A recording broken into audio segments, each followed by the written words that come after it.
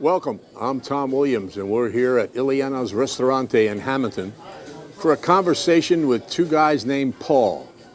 Paul Rodio, who won more basketball games than any coach in South Jersey history, and Paul Sacco, who won more football games than any coach in South Jersey history, and they're both longtime Hammonton residents. We'll be back with Paul Rodio and Paul Sacco right here at Illiano's Ristorante.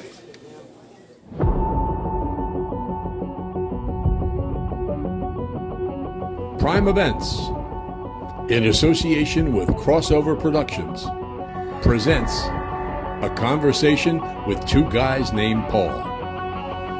Brought to you by Illiano's Ristorante, 705 12th Street in Hammonton. Diners in Hammonton have known Illiano's for decades. For the rest of you, it's worth the trip. Also by Toyota of Vineland on Delsey Drive since 1991. And St. Augustine Preparatory School. Education is the most important investment you will make. Now we begin the conversation with two guys named Paul back at Illiano's Ristorante.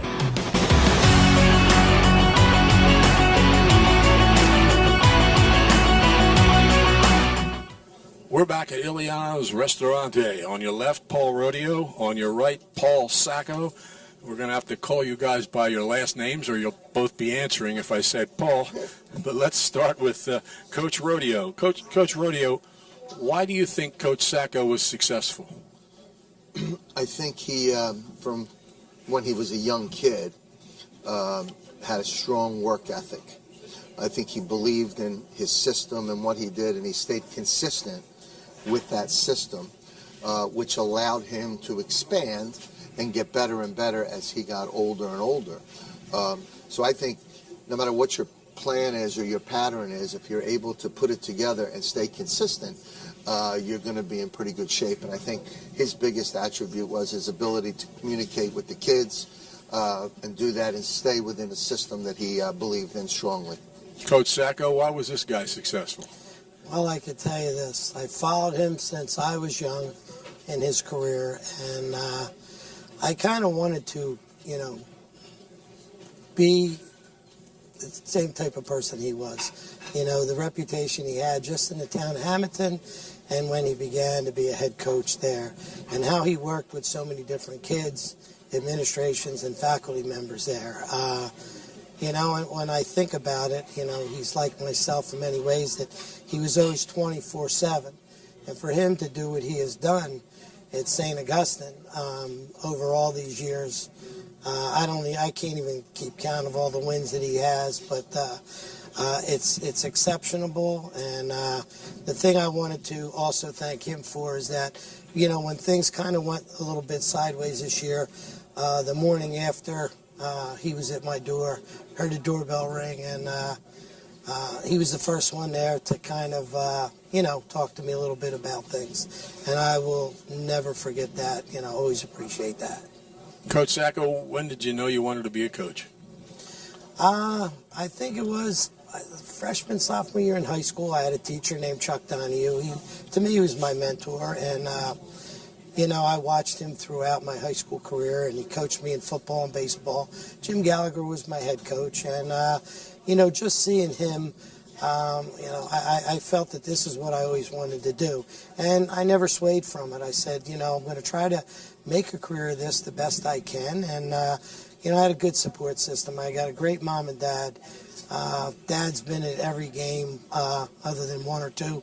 Mom's probably missed 5 games in 41 years. So when you have that kind of support system as Mr. Rodio, which has a much larger family, I think that's a big thing.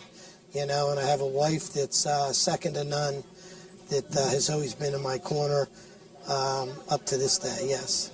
How about you, Coach Rodio? When did you know you wanted to coach? I graduated college with a marketing degree, which I've never used, obviously. I wasn't sure. I got hired as a teacher at St. Augustine. I didn't know enough about all the ins and outs of coaching at that time. My first day there, they bring me in and said, we'd like you to coach cross country. On that particular day, I didn't even know what cross country was. I didn't know I knew it was long distance running, but I didn't know enough about it. And then the first day I went out there, and the first couple days I was blowing the whistle, and I really enjoyed it. And I liked the communication with the kids in the classroom. All of that stuff seemed to relate. I then became the freshman basketball coach for 2 years. And I think at that point, I felt this is something I'd really like to do. I was reminded by my family that there's no money in this. There's not a lot of money to go be a coach, but if that's what you want to do, and my father always said, no matter what it is you do, just be the best that you can be. And so I decided that's what I did. And at that point, then I turned the corner and said, this is what I really going to make a career out of. So whoever it was that called you into the office that day has set this whole thing up. Yeah, probably. His name was Father Steve LaRosa. Is that who they named the field after? Yes, that's the field. The football field that's there now is in his name. Coach Rodio, what do you remember about your first win in basketball and your first loss? Well, my first loss I remember extremely well because it was my first game. First time I coached the game was in Hammonton against Hammonton High School, and we lost. So I remember that one really well. My next game was against Williamstown, and we won that game. So I remember the things I remember losing and saying, I'm young, I'm not going to have a long rope here. I mean, if this doesn't work out, I could be out of here before I start. And I remember losing and coming get ready for that second game and saying to myself, these guys have had a tough time winning games, and if I don't win this game, I'm really going to be nervous about the next game, and etc. So I remember winning that night and it becoming a great thing for me and whatever. And St. Augustine was 2-20 the year before, so I just didn't want to string a bunch together early, and I was lucky enough to get some wins. How about you, Coach Sacco, your first win and first loss? I'll tell you, I found out early in life that you pretty much remember the losses more than the wins. And we were playing Wildwood. At that time, they had Billy Osborne. They had good players on the team at that time. My brother was a junior. He was in my first class. And we're losing to Wildwood at halftime, 14-0. And I remember going to him, and I was just 23 years old. It was a rough start because a lot of people felt I was too young. And I think my first 5 years, I pretty much coached out of fear. And I remember going to him at halftime saying, Charles, you got to bail me out here. And I could tell you to play. It was wing T play 184 counter motion. We ran that twice in the second half. He had 2 long runs. We didn't have a kicker at the time. We ended up winning 16-14.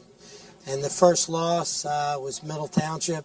And I was afraid, actually, I was still living home at the time, to get out of the car at my mom's. I was so emotional because I said to myself, if I lose another game, they are going to get rid of me. And then we ended up the next week losing to Oakrest. And that was the era of Darren Drozdoff and all them. Got beat 41-6. And we did get beat pretty good at Capella Field. And but after that, you know, you don't want to get used to losing. But, you know, those are the 2 big things that I remember way back in 1982. We'll be back with more. 2 guys named Paul right after this. For over 25 years, Illiano's Ristorante has brought classic family-style dishes crafted with only the finest and freshest ingredients to fill your stomach and warm your heart. Now a new generation of ownership will continue Illiano's classic approach to Italian dining while also adding some current touches. They offer an extensive menu of homemade pastas, pizza, and daily specials, something for everyone at every age.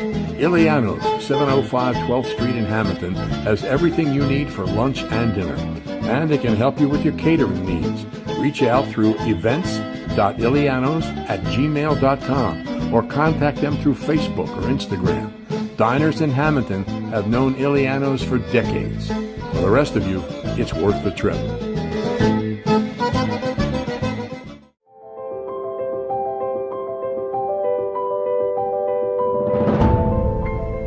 St. Augustine Prep students defy conventional classifications. They are not simply students or athletes or artists. They are young men of multiple interests and talents. Young men filled with curiosity and a desire to better themselves and those around them through a top-notch education rooted in the Augustinian values of truth, unity, and love.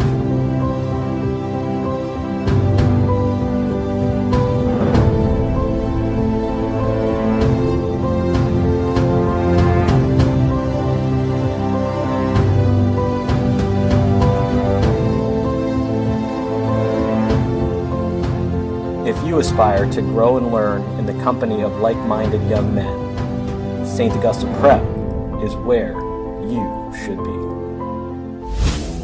At Toyota of Vineland, their commitment to being an extraordinary dealership isn't something they just came up with. They've been exceeding customers' expectations since they opened their doors in April of 1991. Toyota of Vineland has won the Toyota President's Award, not just once or twice, but 21 times. It all starts with an extensive lineup of fabulous new and used Toyota models. And thanks to the car loans and Toyota lease options, it's never been easier to get behind the wheel. Good service never stops at Toyota of Vineland. There's never been a better time to drop on by their dealership at 650 North Delsey Drive in Vineland. They provide exceptional selection and value while making sure every customer gets first-class treatment at Toyota of Vineland. Traditional Italian cuisine has three main qualities: use of the highest and freshest quality ingredients, healthy portions, and, most importantly, the feeling of family. At Illiano's Ristorante, 705 12th Street in Hammonton, they take pride in providing all three qualities. All food is prepared to order. They want to make sure that everyone has their best Italian meal. Food is their love and their passion. With a simple taste of Illiano's classic food, such as their famous homemade tomato bread or ravioli, you will understand the detail and love that goes into every dish. If you're in the mood for great food with a great atmosphere, come out to Illiano's, a taste of Italy in your own backyard. You mentioned Chuck Donahue. Obviously, he's one of your strongest influences. Who are some of the others? I was taken under the wing after, Coach Donahue taught me everything about the offense. But after my first year there, I knew I had to make a change. And, I was a running back coach and a defensive back coach when I was coaching the 3 years with Chuck. And everybody told me, you better be the line coach. I knew nothing about line. I never played it. So I went to Greg Perry, who was with Tubby Raymond. And I went to him every year, twice a year. He still laughs today. He said 25 years later, you would come and see me, ask the same questions. Greg Perry was a big influence in my life from the University of Delaware. Steve Herbert took me on the clinic tours to the West Coast and, places like that. Big influence in my life. Joe Susan from Rutgers, he was the head coach of Bucknell for a while. People like that have always stayed by my side and, always been there when I needed them. So, I leaned on them people a lot. How about you, Coach Rodio? I think one of the differences today and 45 years ago is that what impressed me the most when I was younger is that the guys who had been concrete in coaching in high school in South Jersey at that time, a few of them put their arm around me and said, I'm going to help you out, whatever you need here. Don't get down. Don't worry about it. In fact, I remember a day that the two people that helped me the most probably would have been Jimmy Mogan and Art DePatry. Artie was at Paul VI, and I had lost 2 overtime games in a row on a Friday night, and I was ready to jump off a bridge. And Artie called my house that Saturday morning and asked me to meet him at Yeats Diner in Williamstown, and I went and basically gave me a pep talk. Jimmy, who was the AD at Sacred Heart and head basketball coach similar to what I was doing, and he used to talk to me all the time about do this, don't do that, don't let emotion get in the way, try to... So those guys probably were the 2 biggest high school coaches. the day that, not my life changed, but I was a huge Bobby Knight fan. And they had just won in Philadelphia championship. And he ran a clinic the next year, and I went to the clinic. And I just loved the way, I mean, in those days, the style and what he did was acceptable. Obviously, it'd be very difficult today. But he got done speaking around lunchtime, and he was going to come back after lunch, and there must have been 20 guys standing around trying to have lunch with him. And I was just sitting there. I was a young kid, 25 years old. And 2 minutes into that, he came around a corner, and he put his arm around me. And he said, "Coach, where are you eating?" First of all, I couldn't eat. I couldn't even move my mouth at that time. I was so excited. Walked around the corner, and he said, "Come on, man, you'll eat." And he sat and had lunch with me. And I just picked his brain on different things. And then when I had a kid by the name of Andrew Sullivan later, he recruited him, and we reminisced a little bit and talked about it. So he was someone I always idolized, I guess you would say. We'll be back with more with two guys named Paul.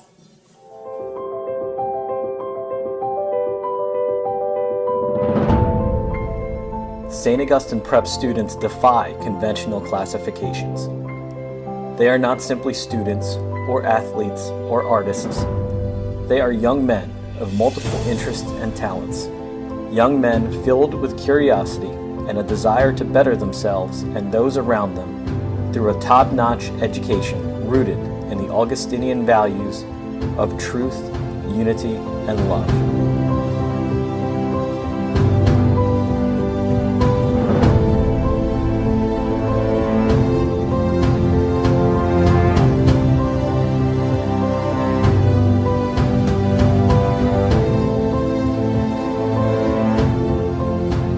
If you aspire to grow and learn in the company of like-minded young men, St. Augustine Prep is where you should be. Coach Rodio, tell us about your family life. It's a big family, we know that, and your own sports experience as an athlete. My own sports experiences as a player? Yeah. I'd be done already talking about that. I was a hustling kind of kid, but I wasn't very good. In today's standards, I would never be able to play like some of the kids that are playing today. But my family was always behind me.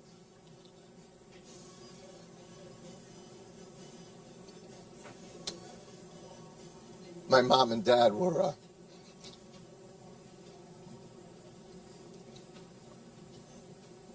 very special, as he was saying.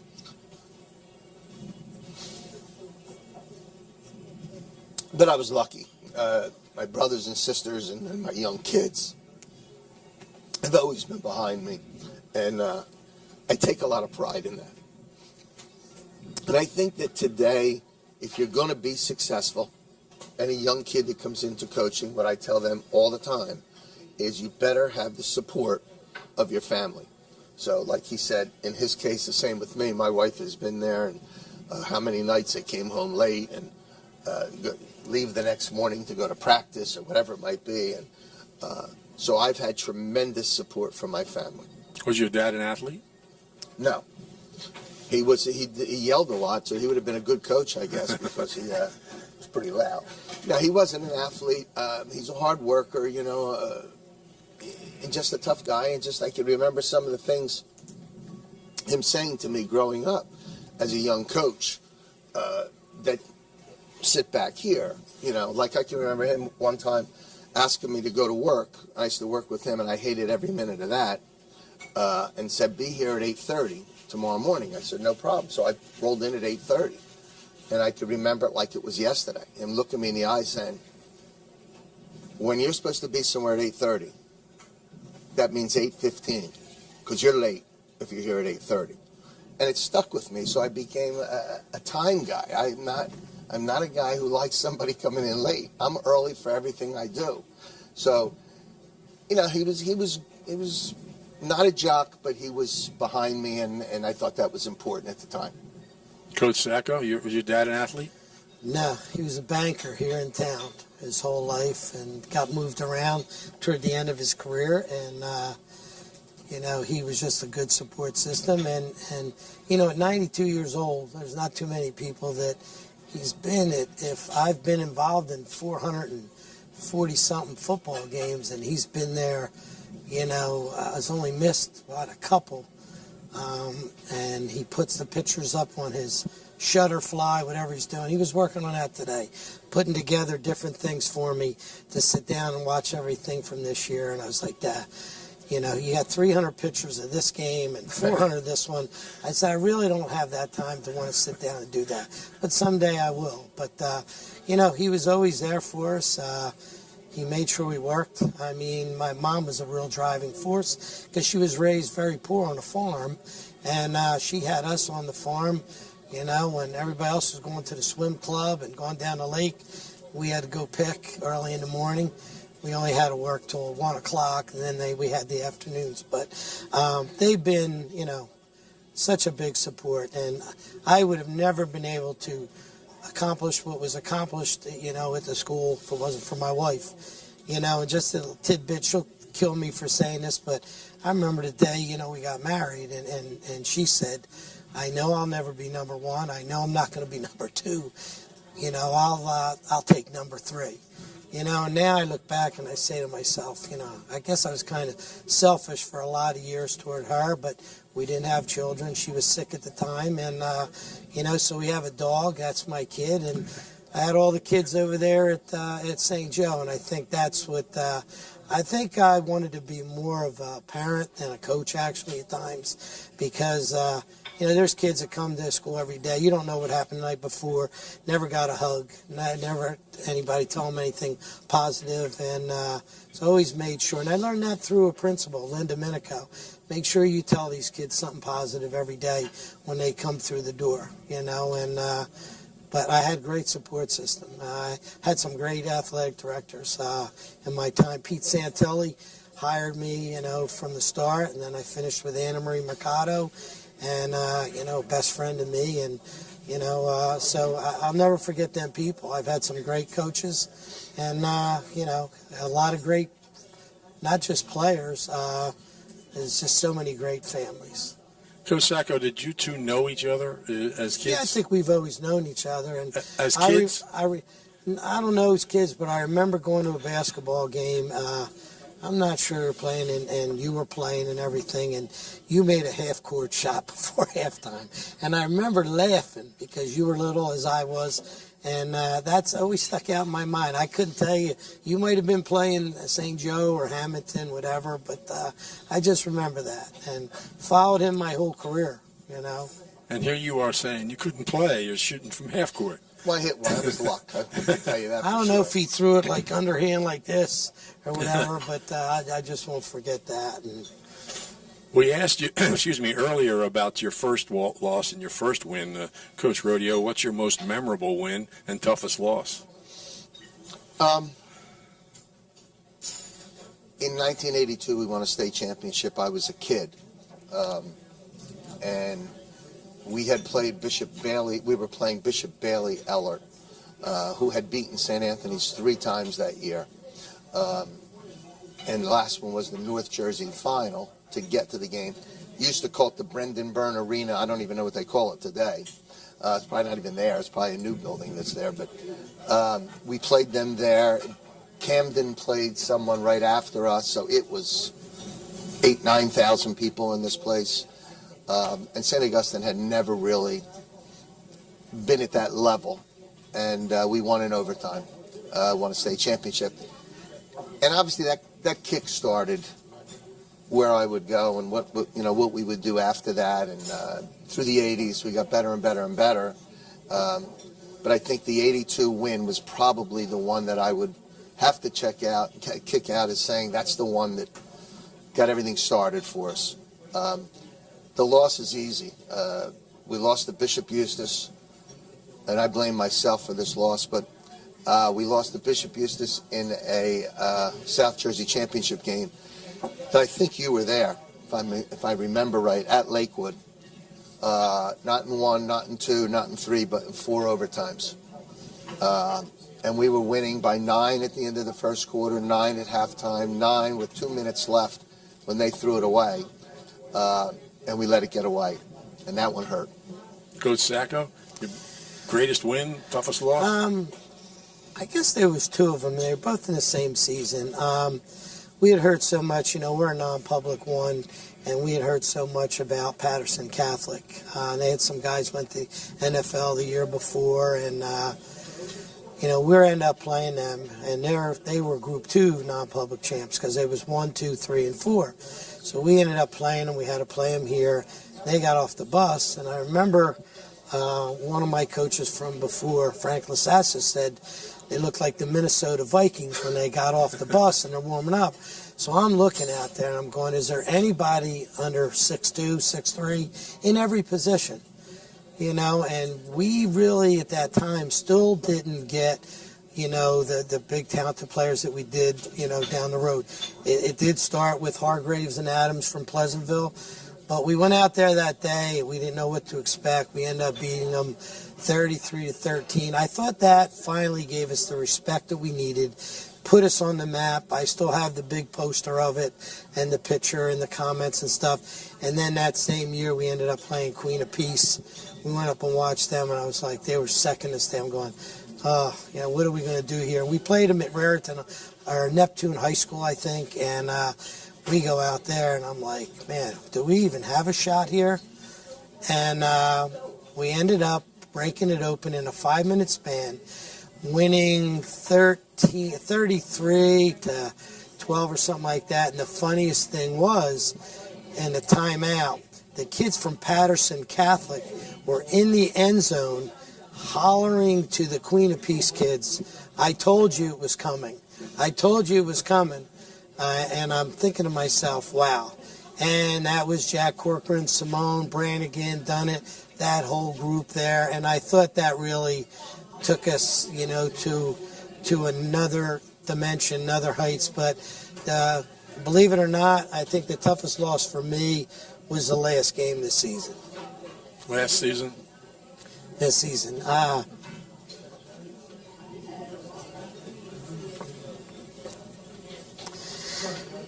I think what happened was I spent more time probably watching the clock, because it's coming to an end. That was it. So for me, we tried to get the kids prepared. We played DePaul that night. On Friday night, we got home 2:30 in the morning. We traveled 3 hours. And the whole thing in that game was, I said that we're so out, man. I'm watching them warm up. We got 23 kids dressed. They had more cheerleaders, more offensive linemen,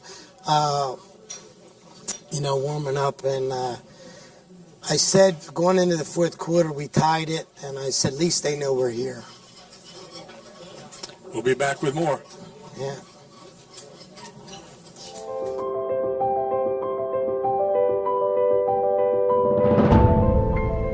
St. Augustine Prep students defy conventional classifications. They are not simply students or athletes or artists. They are young men of multiple interests and talents. Young men filled with curiosity and a desire to better themselves and those around them through a top-notch education rooted in the Augustinian values of truth, unity, and love.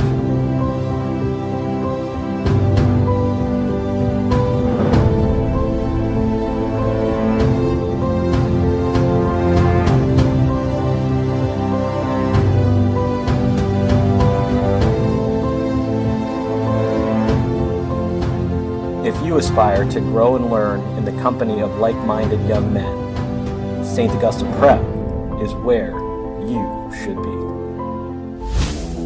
At Toyota of Vineland, their commitment to being an extraordinary dealership isn't something they just came up with. They've been exceeding customers' expectations since they opened their doors in April of 1991. Toyota of Vineland has won the Toyota President's Award, not just once or twice, but 21 times. It all starts with their extensive lineup of fabulous new and used Toyota models. And thanks to the car loans and Toyota lease options, it's never been easier to get behind the wheel. Good service never stops at Toyota of Vineland. There's never been a better time to drop on by their dealership at 650 North Delsey Drive in Vineland. They provide exceptional selection and value while making sure every customer gets first-class treatment at Toyota of Vineland. I'm going to throw out some names here, and you tell me what comes to mind. Coach Rodio, Larry Aldridge.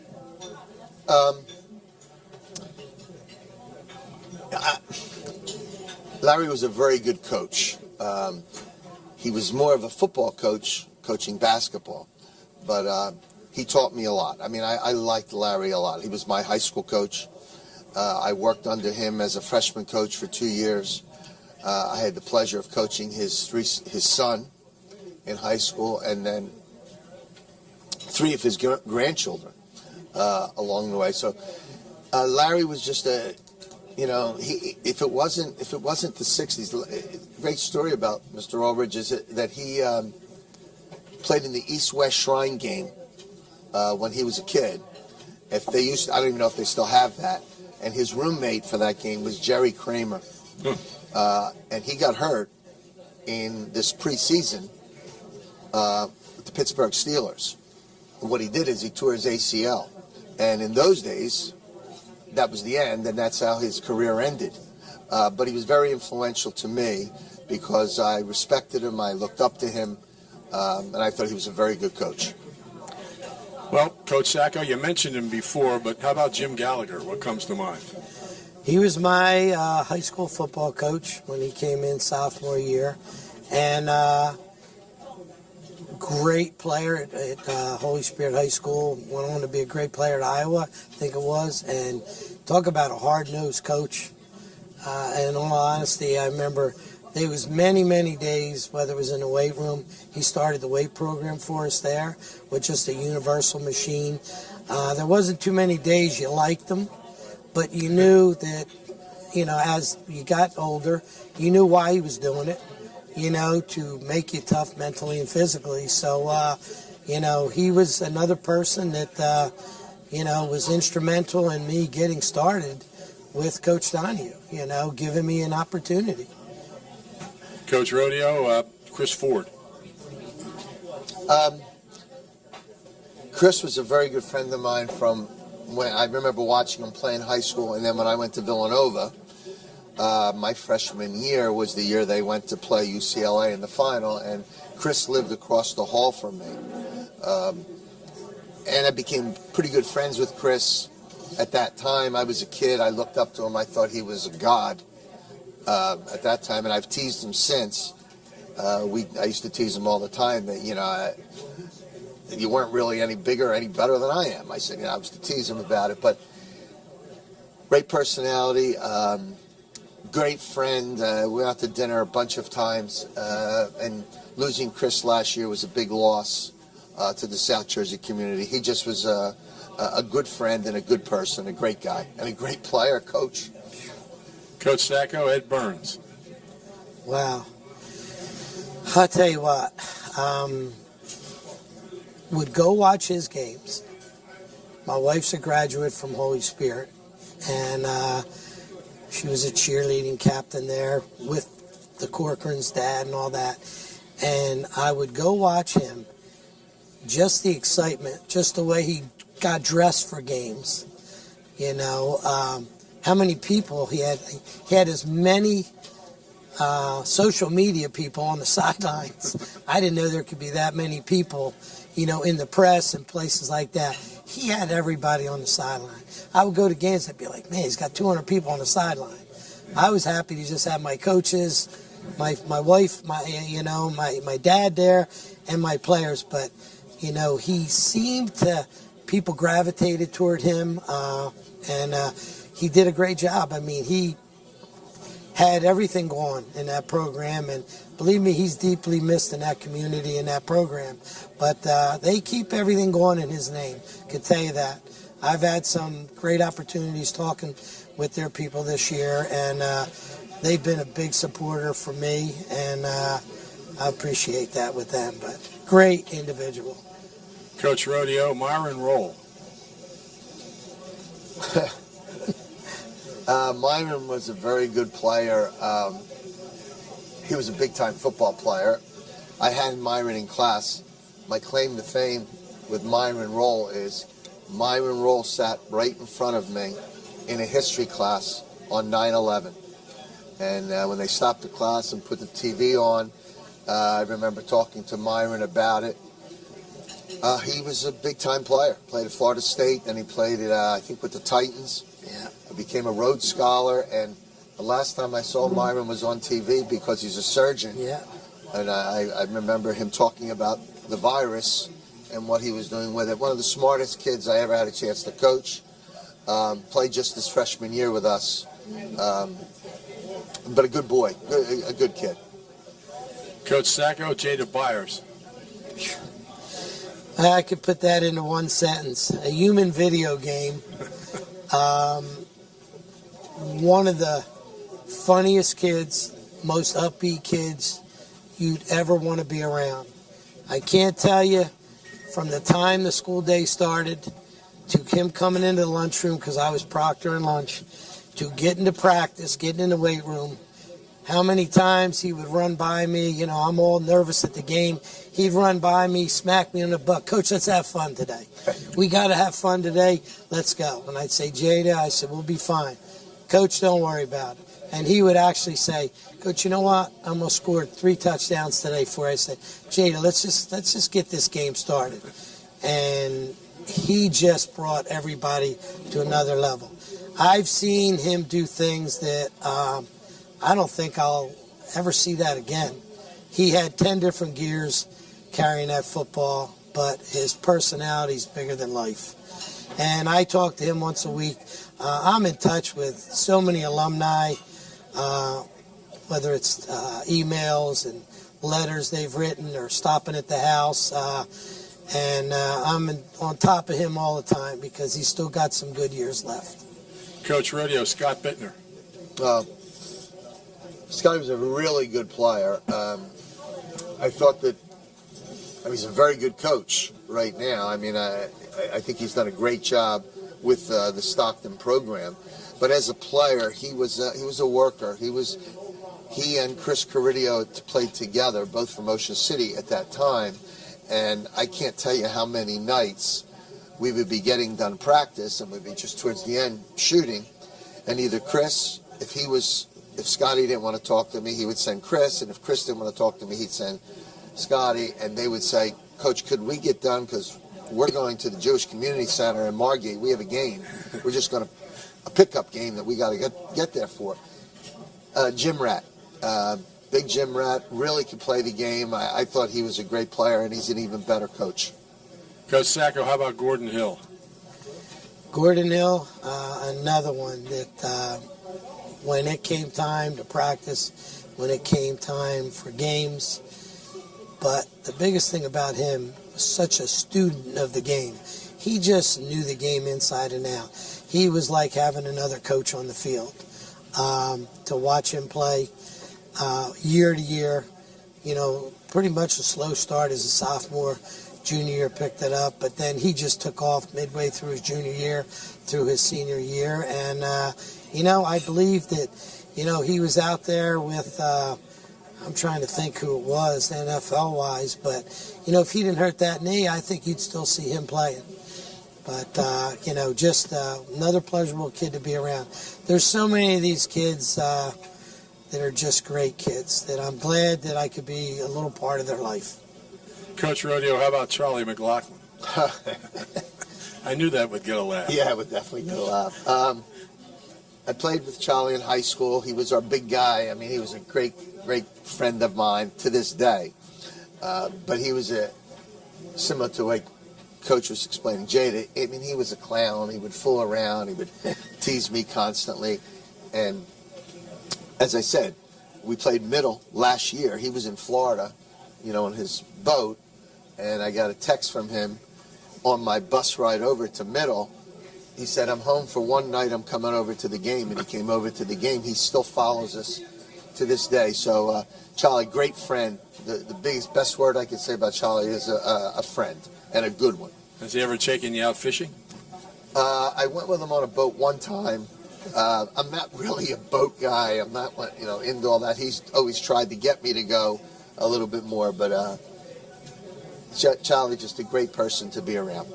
And Coach Sacco, how about the Horn brothers? Just spoke with them yesterday. You talk about two individuals that pretty much had a tough life, and grandma raised them most of the time, back and forth with mom, and two kids that were inseparable. We knew when it came time for college, I said, you guys might have to separate. And they had opportunity to separate. They said, we'll not separate. Them two are inseparable. And now they started their own company. It's called Twin Peaks. They're both teaching up in Connecticut somewhere, and they're both coaching football. And when I talked to their athletic director, I said, what a pleasure to have these two kids in our system. I was hoping that they come back here someday and would maybe be able to coach with me, or maybe I could coach with them, but never, when kids are having a good time in high school, going to parties, they spent a lot of time at my brother's house because they went to school with my two nieces, Carlene and McKenna, and spent a lot of holidays there for dinners, and they just always stay in touch. When there was parties in high school, parties in college, they said they would not even be there. They just stayed away from that lifestyle. And that's why they're so successful today. But you don't meet too many kids, especially twins like that they really have their stuff together. And they're going to be real successful. We'll be back with more. At Toyota of Vineland, their commitment to being an extraordinary dealership isn't something they just came up with. They've been exceeding customers' expectations since they opened their doors in April of 1991. Toyota of Vineland has won the Toyota President's Award, not just once or twice, but 21 times. It all starts with their extensive lineup of fabulous new and used Toyota models, and thanks to the car loans and Toyota lease options, it's never been easier to get behind the wheel. Good service never stops at Toyota of Vineland. There's never been a better time to drop on by their dealership at 650 North Delsey Drive in Vineland. They provide exceptional selection and value while making sure every customer gets first-class treatment at Toyota of Vineland. You can satisfy your craving for authentic Italian food right in South Jersey. Illiano's Ristorante in Hammonton offers an extensive menu of homemade pastas, pizza, and their famous tomato bread. Illiano's has everything you'll need for a classic meal in a casual atmosphere. The Ristorante is open every day except Monday at 11 a.m. until 10 on Friday and Saturday, 9 Tuesday through Thursday, and until 8 on Sunday. They can handle everything from large groups of celebrities to a quiet dinner for two. Their party room can seat 100 people. And their happy hour stretches from noon till 6 every afternoon, Tuesday through Friday. With discounted beverages and an exclusive menu only offered in the bar and lounge. Illiano's Ristorante, 705 12th Street in Hammonton. Phone them at 609-561-3444. Coach Sacco, you mentioned her earlier, but there's a saying that behind every great man is a great woman. So tell us about Mrs. Sacco. I'll tell you what. Really, she'll get mad I say this too. I'm surprised she stayed with me this long because I was never around. I mean, 24/7. If I wasn't in the building, I was on the field or I was at the weight room. We'd play on Friday nights. Coaches meet Saturday morning. Saturday afternoon, I'd go back, watch some film. Saturday night, we'd go to get something to eat. She'd cook dinner. I'd say, I got to go back Saturday night just from 7 to 9. Sunday was all day. We'd have dinner. Sunday night, I would go back 7 to 9. So she just was always very supportive. She knew I had to do that in a small school to keep going because there's not a lot of bells and whistles in a little school like that with such low enrollment. And we always had a saying, we do more with less. And, putting together a weight room like we had all them years, she was pretty much instrumental that every birthday, every Christmas, she said, what piece of equipment do you want now for the weight room? So I've been married to her 31 years. I've known her 35 years. So, I wouldn't be where I'm at today without somebody like her in my life. Tell us about Mrs. Rodio. Almost verbatim what he said, the same thing. I mean, only difference is I've been married 48 years. Been coaching 46 years, so she's been with me right from the beginning. And she kind of understands and knows that you're coaching basketball, that it's a really tough winter. And I tell kids all the time, my famous joke to them was, I don't want to hear anything about a ski trip because we have basketball. My wife wanted to go on a ski trip for 40 years, and I tell her all the time, you want to watch skiing, go turn on Wide World of Sports, because it's not going to happen, and you can't do certain things. So she's kind of been very good with everything I've done, and I would never be sitting here today if it wasn't for her. That's for sure. Coach Rodio, who are the best players your teams have faced that come to mind right away? Bobby Hurley Jr., underrated. Underrated. He played at Duke and he played in the NBA. But most people would pick some, he played against Samuel Dellenberg, some really good, just a lot of good players. But Bobby Hurley was maybe one of the best. Terry DeHare was on his team. He played with the Clippers for about 3 years, and I know he was very difficult to play against. Playing against St. Pat's and Samuel Dellenberg, who we beat in 1999 for a state championship. Kyrie Irving, I could remember playing Kyrie. We played at Cherry Hill East. They beat us up pretty good. And the next year we played St. Pat's at St. Augustine. Again, I can remember you across the gym in that game. And we lost, but it was a very competitive game and a good game. And I'm in the locker room, head down, upset. And who comes in with a Pepsi is Kyrie. And sat down and said, oh, what a pleasure it's been playing against you guys. And you always make this, always a fight. And it's a great game and blah, blah, blah. So I know everybody thinks he's a diva and a tough guy to get along with. But I always liked Kyrie. I thought he was a good kid. Yeah, I agree. As we're taping this, Rob Strickland has just died from Pleasantville. Oh, really? Yeah. That Ken Leary team had 4 1,000-point scorers. What do you remember about them? Kenny was another coach that I had a lot of respect for. That team was we beat that team one time at St. Augustine. That was a very, very good team with just tremendous size. Underrated. Noel Gonzalez on that team was a very, very good player. Strickland was, for that time period in the late 90s, middle 90s, was basically unstoppable with his size. I mean, there was nobody there that could really play with that kind of kid. He was very, very good. And a good boy, too. He was also very nice to me. How about you, Coach Sacco? Who are the greatest players you faced? I tell you what, there was so many of them, but I think they go back to my younger days with Gary Melton, and then having to coach against his kids. Darren Drozdoff from Oakcrest. I'm trying to think, the young man from Holy Spirit always had some great players. I think it was William Green. Oh, what a load. And just a lot of kids. The Mosley, I think it was Richard Mosley. Well, his father played for them. Richard played for us for a couple of years, went back there. Another one of the greatest players we've ever had to line up against. But there's been a lot. But those two families seem to always come back. I think of, how they were out on the field. But especially, the Meltons and stuff like that, because his kids all came up through the system, and you had to worry about, coaching against them and defending them. So we'll be back with more.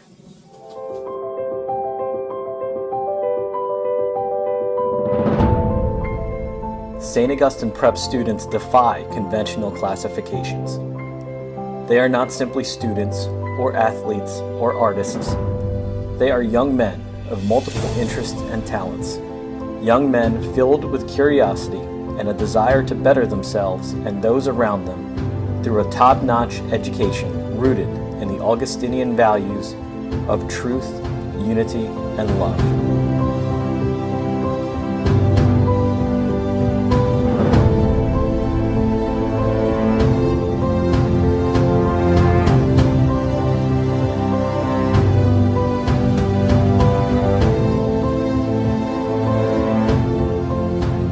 If you aspire to grow and learn in the company of like-minded young men, St. Augustine Prep is where you should be.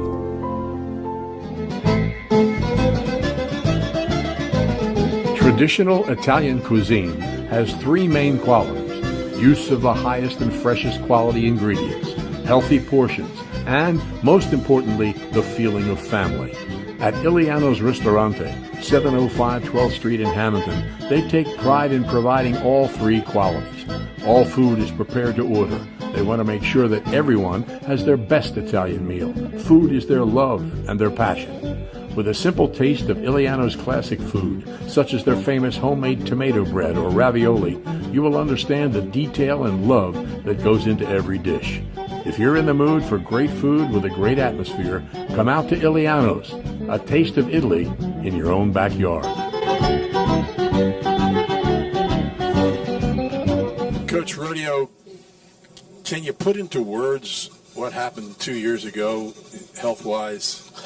I mean, we all know what happened roughly, but from your point of view, It was a scare, and a bad one. I had COVID, and I feel it's like I feel today. Never really got sick from it, and being a diabetic, I was a little bit nervous, with that.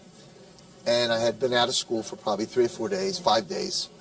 And I remember telling my wife on a Wednesday, I was feeling a lot better. I went to get a blood test, and it was negative. And I said, I think I'm going to go to school tomorrow. She said, well, you've been out all week. Wait until Monday. No problem. Friday, I just didn't feel right. And at night, I remember going downtown Bonn. I can't feel my toes. She said, oh, my God.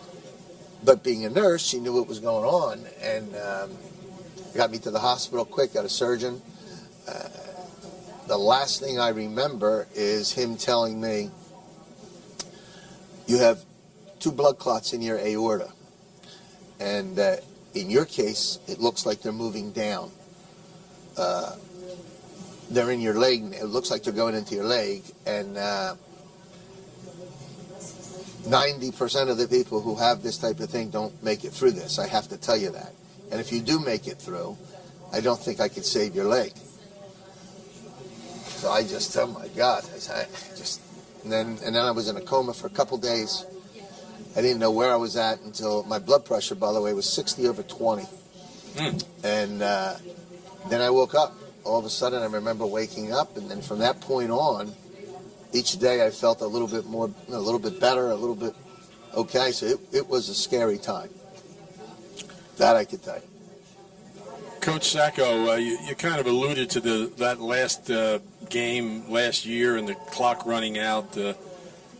I guess it's been difficult to leave St. Joe, especially the way it happened. I promised my wife I wouldn't say anything negative today, and I'm going to honor my word. You don't always get what you want. Been there since I was 4.5 years old, went to preschool there, went through the whole system.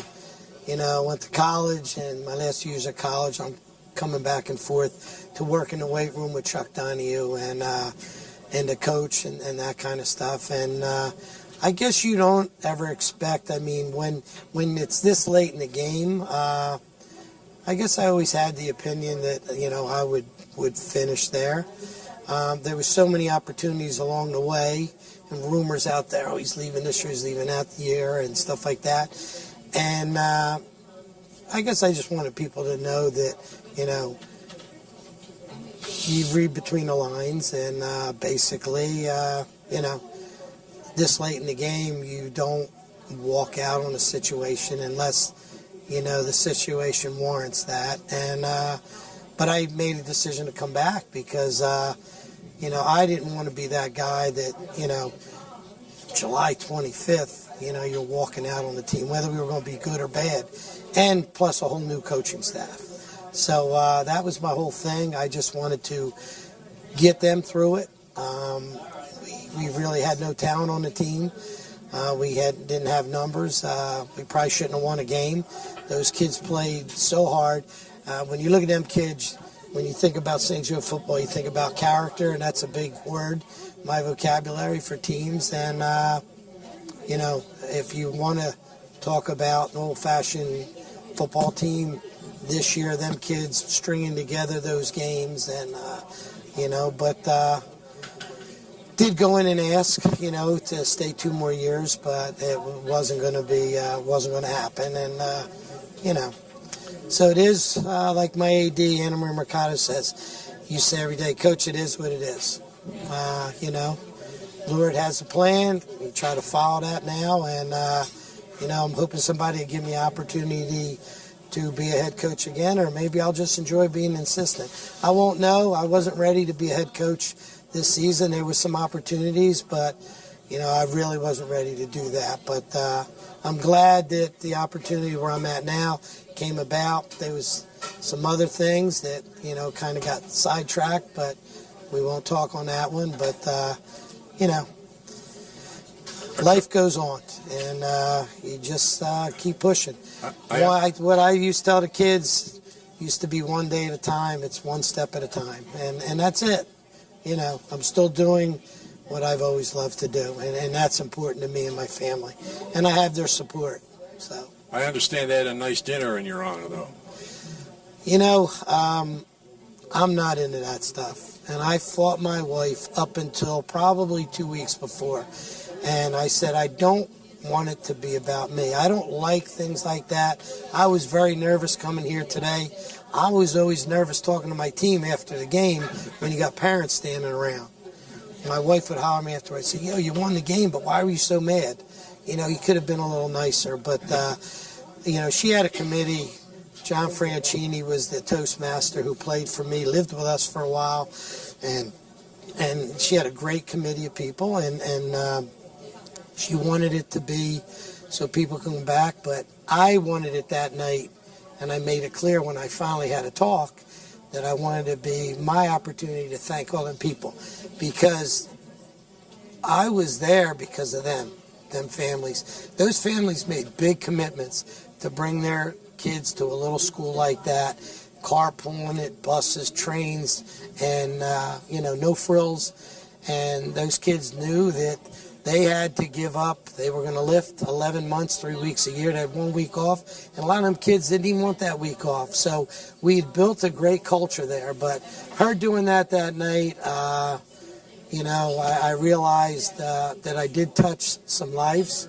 And, as a coach, that's what you want to do. So I thank her for that. But, I made a promise that night. We're going to each year get the football alumni and their families together.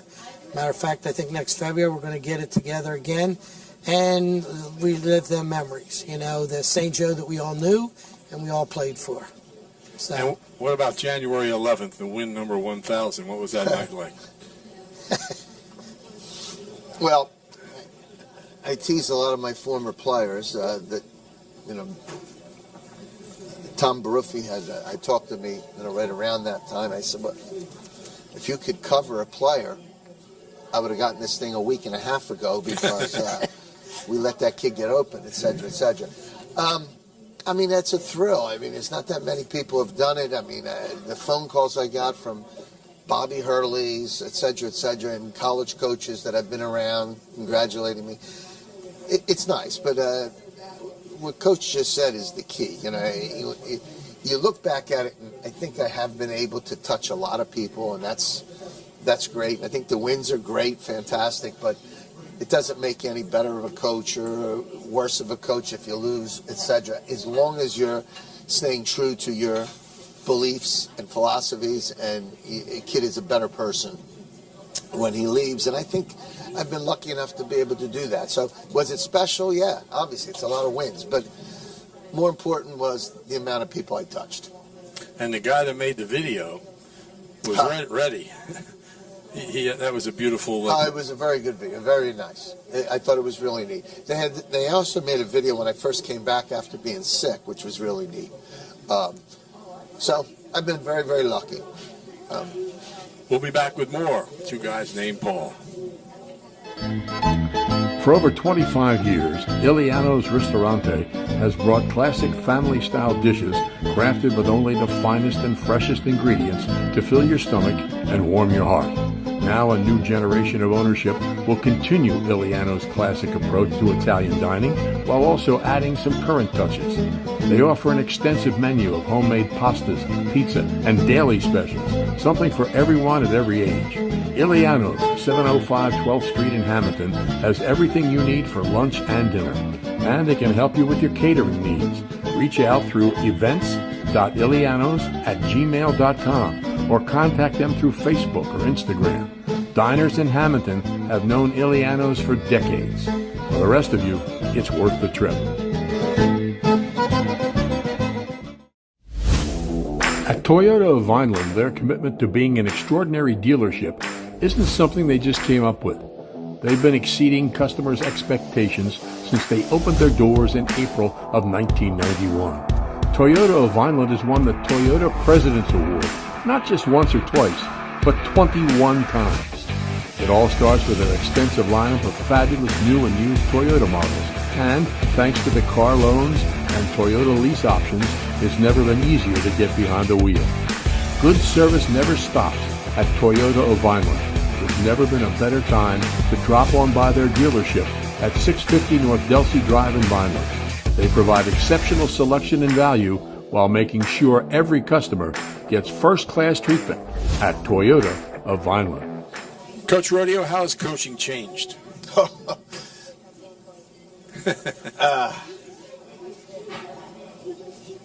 Tremendously. And I mean, it has really changed a lot. What I used to do and how I coached from the late 70s to probably to the middle 90s, almost to 2000. The only thing parents worried about in those days was, is my kid hanging around with the right kids? Looks like he's struggling in algebra. Could you help him, get him a tutor or something? Never would a parent say anything to me about playing time, what position he was playing. He should be bringing the ball up. Why do you have him on a two-guard, etc. I think possibly the ruination of high school basketball is AAU, in my opinion. I'm not an AAU guy. It changes, and I think that fills their heads with a lot of things that they think they could do or should be doing, and come back to me, why aren't you letting my kid do this? You have to walk on eggshells to coach now. It's much, much more difficult today than it was for 30 or so years that I did it before. Most of the kids are the same. They still have a great work ethic, but you're fighting 5 or 6 different avenues along the way all the time. And it is definitely taking some of the fun out of what I've done my whole life. How about you, Coach Sacco? We seem to always try to attract the type of kids we always had, but I think the ruination, I say it all the time, is this social media, the phones and stuff like that. Kids coming down the weight room, they're not allowed to have their phone, and they're walking in, and we would have a thing, they put their phone in, and next thing you know, if they're in the locker room, and I said, what are you doing? And I'll text my dad. Your dad's at work.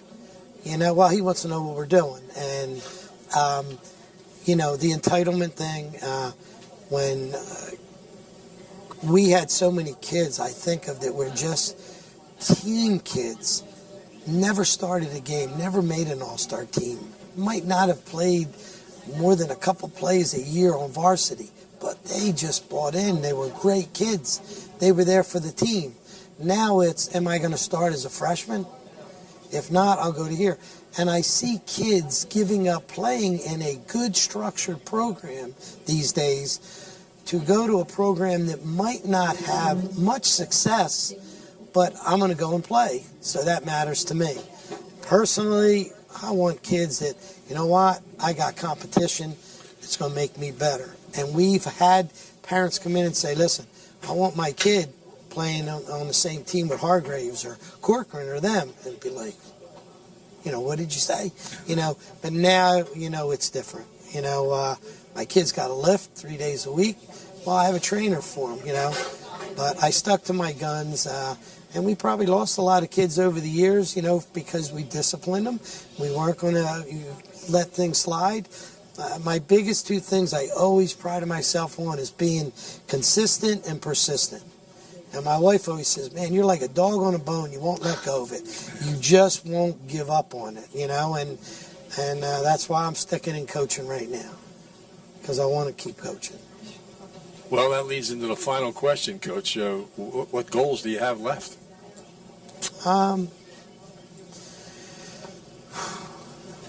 I did a bucket list at the end of the year, before the end of the year. And when I looked at it, I said, man, everything that I wanted the program, not me, to accomplish was done. Everything. You know, when we first started, you think we could be like in the top 50 in South Jersey? Do you think we could be win a Cape Atlantic League championship? You know, I think we can get some kids on an all-star team, an undefeated team, be ranked in the state, be ranked #1 South Jersey. So all that was accomplished to great families and kids. You know, now I want to continue to do that, but I think I also want to help young coaches, and I'm working with one right now. Chris Mancuso is a star wrestler and football player. Holy Spirit is that he just reminds me of me. He's nonstop. You know, he's 31 years old.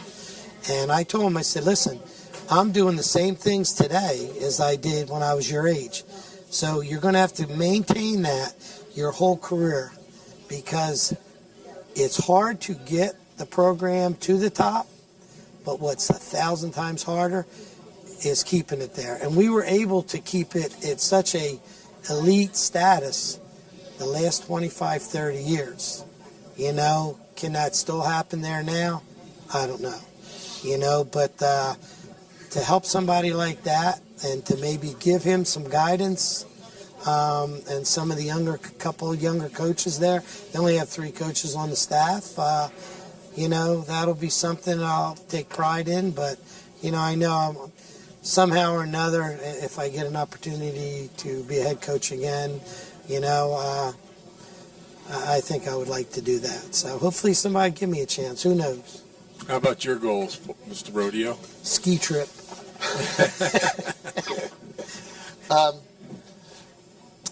You know, I've been very fortunate to be as successful. One of the things I pride myself on is similar to what he just said. We've been pretty consistent. I've won with good players. I've won with mediocre players. I've won with big guys. I've won with guards. And I think that I just, you know, the next couple years I'd like to be consistent. I'd like to still stay on top, you know, have us maybe put together one more big run. I'd love to do that. But I've always surrounded myself with the right people, so I have a good group behind me, and I'm very happy and content with what I'm doing. And I've been lucky enough to accomplish most of the goals that I had set out to do when I was a kid. When I first started to say I was going to win a state championship, it's just not going to happen. It just, you know, I didn't believe it's possible, and I was lucky enough to win 5. You know, so I've been there and been able to do a lot of those things. Today, biggest goal is to just keep influencing lives and stay consistent and not change what I've done, and be the same person, and hope that that's enough. So Bob Hurley's not in the crosshairs. No. No. Bob Hurley, my record against Bob Hurley is 0-13, in case you're wondering. All right, we'll have a final word right after this. You can satisfy your craving for authentic Italian food right in South Jersey. Illiano's Ristorante in Hammonton offers an extensive menu of homemade pastas, pizza, and their famous tomato bread. Illiano's has everything you'll need for a classic meal in a casual atmosphere. The Ristorante is open every day except Monday at 11 a.m. until 10 on Friday and Saturday, 9 Tuesday through Thursday, and until 8 on Sunday. They can handle everything from large groups of celebrities to a quiet dinner for two. Their party room can seat 100 people. And their happy hour stretches from noon till 6 every afternoon, Tuesday through Friday. With discounted beverages and an exclusive menu only offered in the bar and lounge. Illiano's Ristorante, 705 12th Street in Hammonton. Phone them at 609-561-3444. Prime Events receives continuous support from Shoppy's Trophies and Gifts. Order online at shoppy.com. Calvi Electric, with over 110 years of excellence in electrical contracting. Gillian's Wonderland Pier, amusements with a family in mind on the Ocean City Boardwalk. Shore True Value Hardware, they're ready to help on New Road in Summers Point. Johnson's Famous Popcorn, open all year on the Ocean City Boardwalk. Blue Water Graphics, if you need signs, you need Captain Charlie. And Ulmer's Appliances, a family-owned and operated business in Cape May County for 50 years. Well, that takes care of our conversation with two guys named Paul. We want to thank Steve, Adam, everybody here at Illiano's Ristorante, and especially thank Paul Rodio and Paul Sacco. Thank you, sir. I really it's been appreciate interesting this. to find out how these two of the most successful coaches in New Jersey history got to where they are. Stay tuned. We'll have more later.